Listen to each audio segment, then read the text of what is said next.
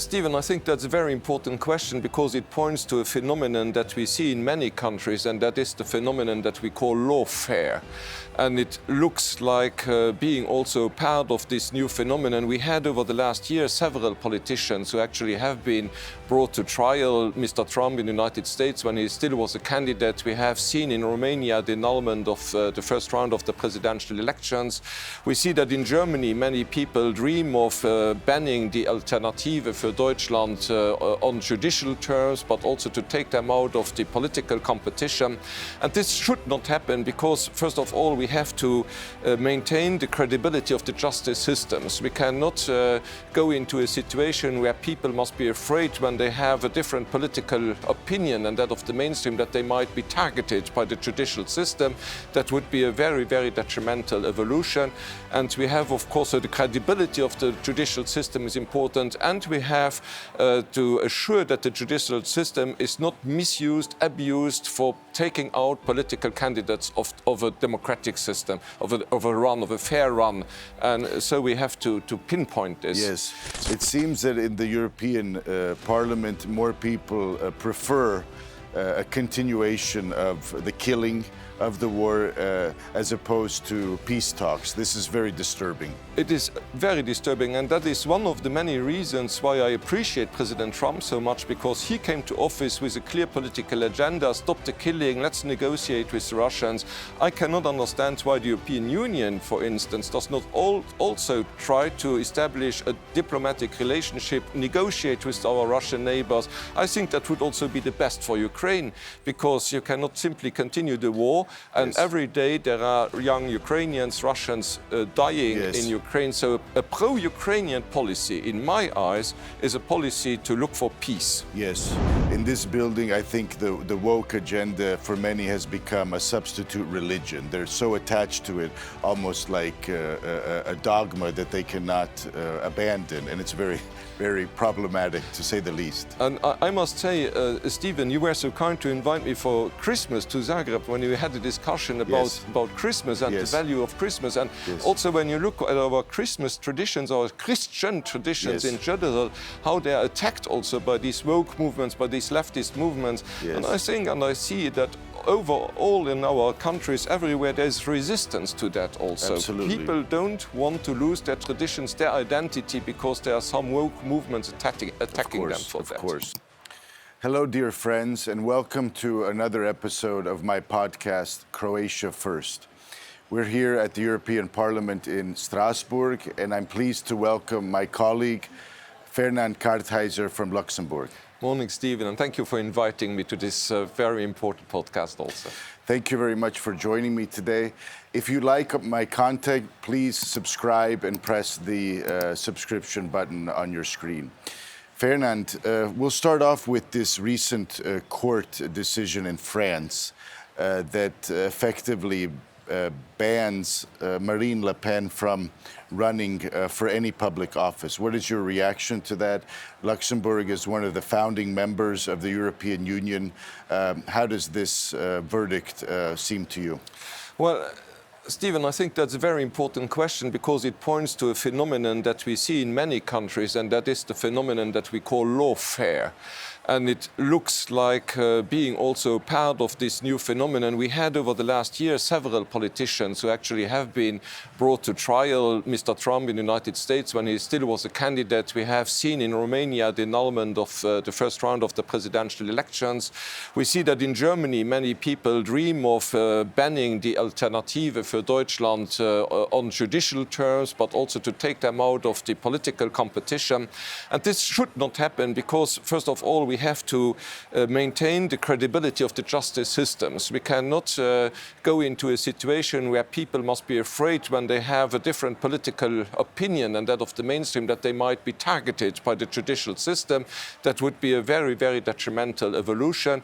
And we have, of course, the credibility of the judicial system is important, and we have to assure that the judicial system is not misused, abused for taking out political candidates of a democratic system, of a fair run.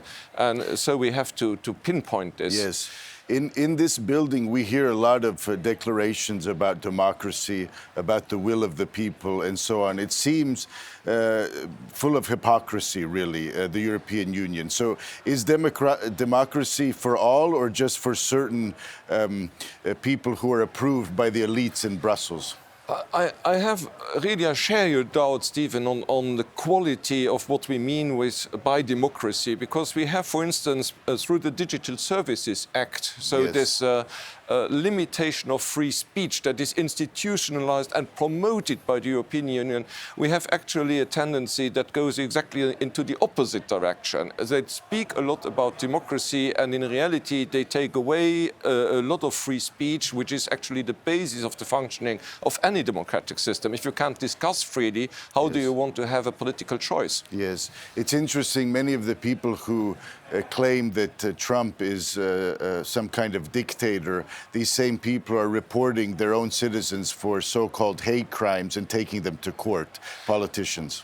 Well, you know, President Trump has always been a very controversial figure, and there are many aspects in him that I like a lot, and there are others that I criticize. I mean, that is very normal for a politician, but we have to recognize also in Europe that he has been elected by a large majority, that his election process was very difficult, and he has triumphed over the Democratic Party. I understand that many people maybe don't like that, but that is the truth. So those who speak about democracy have also to recognize the legitimacy of the Trump presidency. Yes. Speaking of Trump, we're now dealing with his decision from yesterday to introduce new tariffs on countries around the world, including the European Union. I, as an economic liberal, am very skeptical whether this will work.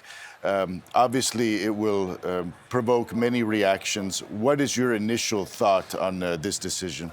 Well, we have to understand that tariffs actually are detrimental not only to free trade, but they are also, as our economic education teaches us, they are also hindering competition and also improvement, technological developments, because the overprotection of an economic area leads in the long term to its losing competitive advantages, and it's getting not it loses just a technological edge. And Yes. this is a danger when you go into tariffs. But we Europeans are basically also operating very much with tariffs. Yes. We have these carbon mechanisms in order to protect the European market. We have to know and to understand that we should, together with the United States, look for ways to reduce tariffs, so to prevent a war, a trade war, a tariff Yes. war, Yes. and to start negotiating with them in order to have an open European transatlantic economic area. The transatlantic economic area remains the most important in the world, Yes. by Yes. terms of trade, by terms of investments, direct investment, other terms of investment. We cannot harm this area. Yes. It is instrumental, it is very important for our economic wealth in Europe, and so I would recommend strongly to start negotiating with the United Yes. States on a serious basis. Judging from what Ursula von der Leyen said on Tuesday of this week here, it seems that she is more inclined to retaliate, which I would not suggest. You know, the retaliation is maybe a gesture that we can make on the short term, but that does not replace negotiations. We have to come with the United States to a good neighborly relation, and I always suspect the European Union, when they start off talking about retaliation against the United States, that there are perhaps more interests linked to this. Yes. Among others, interests linked to security, to the tendency of the European Union to establish itself as a state competitor to the United States. Yes. So I'm not really trusting these declarations by Mrs. von der Leyen. I think that there is also the idea to establish a state competition between the United States and the European Union. So that brings me to my third topic of the day. You mentioned trust in Ursula von der Leyen. Now the Commission has emerged with a new proposal to spend 800 billion euro on defense. On one side, Europe indeed should take care of its own security more and assume responsibility for what's happening on the continent. So in principle, as a conservative, I'm not opposed to defense spending. The problem is that the Commission in the past has not shown competence in dealing with hundreds of billions of dollars. What's your initial reaction? Well, first of all, I must tell you that I agree absolutely when you say that we have to invest a little bit at least into our armies, because they are just not anymore at an operational level. So we have to bring them back into a state of credibility, so that they can be used in a responsible manner. We are not there for the moment, so yes, we have to spend some amounts into defense. But on the other side, if you have an international situation which might evolve into danger, direct danger, threats, or whatever, the first thing that you do normally is you use diplomacy. You talk to your neighbors and you try to prevent that danger. Sounds reasonable. Sounds reasonable, thank you very much. Because what we see now is we talk about rearming, but we completely forget about the first thing to do.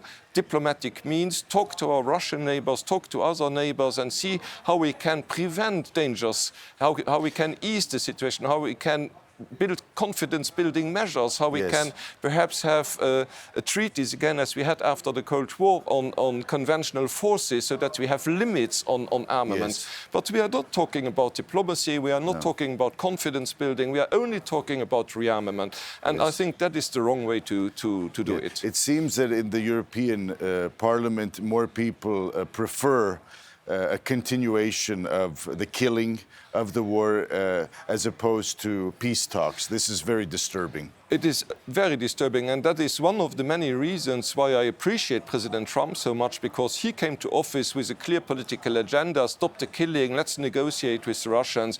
I cannot understand why the European Union, for instance, does not also try to establish a diplomatic relationship, negotiate with our Russian neighbors. I think that would also be the best for Ukraine, because you cannot simply continue the war, and every day there are young Ukrainians, Russians dying in Ukraine. So a pro-Ukrainian policy, in my eyes, is a policy to look for peace. Yes, I agree with that.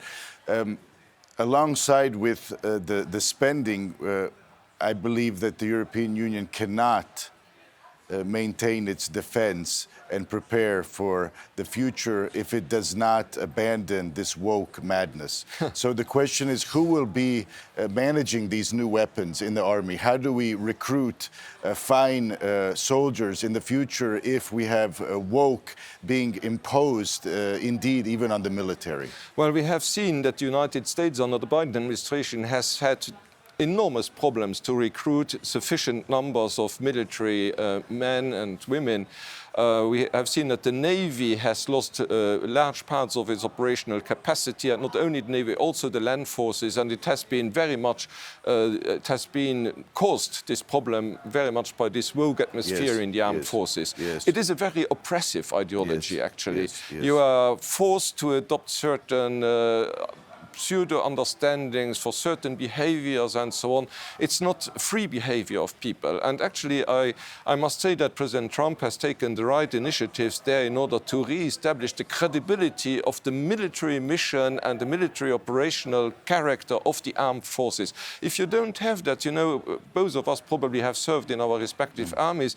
If you don't do that, you are not motivated. You don't know whether you are there in order to defend some ideologies or your country and your values for which you should stand. Yes, I fully agree. And in this building, I think the woke agenda for many has become a substitute religion. They're so attached to it, almost like a dogma that they cannot abandon. And it's very, very problematic, to say the least. And I must say, Stephen, you were so kind to invite me for Christmas to Zagreb when we had a discussion about Christmas and the value of Christmas. And also when you look at our Christmas traditions, our Christian traditions in general, how they are attacked also by these woke movements, by these leftist movements. And I think and I see that overall in our countries, everywhere, there's resistance to that also. Absolutely. People don't want to lose their traditions, their identity, because there are some woke movements attacking them for that.